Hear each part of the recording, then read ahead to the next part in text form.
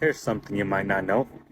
In August of 2020, the Pentagon released a statement advising all military personnel to not take at-home DNA tests like Ancestry DNA and 23andMe.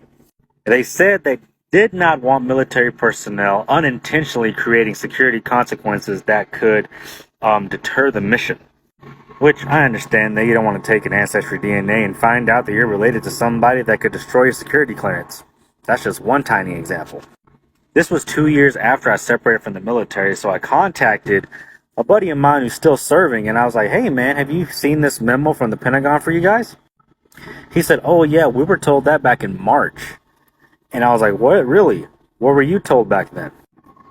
At that time, they were told that somewhere in the entirety of the United States military, an officer of high rank took an at-home DNA test and found out he had 4 kids scattered across the globe.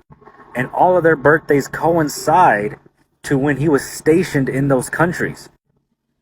He also stated that we're possibly getting the memo in August of that year because more high-ranking people took the test and found out they also had kids scattered across the globe. But what made it important was that these men who got these women pregnant across the globe, they were active duty when they did it. So what does that mean for these kids? Or really, these adults?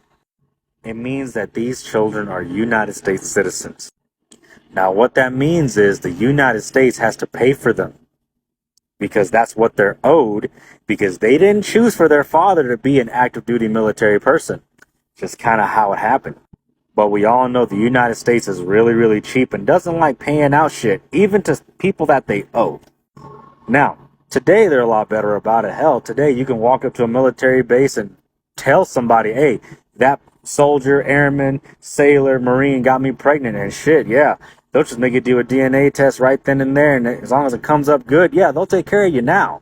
But we're talking about back in like the 80s and 90s, which reminded me of something my mother always told me growing up. And if you don't know me, I was born in Panama City, Panama, where up until 1999, the U.S. military has stations down there. Back then, and my mother witnessed this during the 80s and 90s. If a Panamanian woman got pregnant and she could prove that she was pregnant from anybody in the U.S. military, you were not taken care of.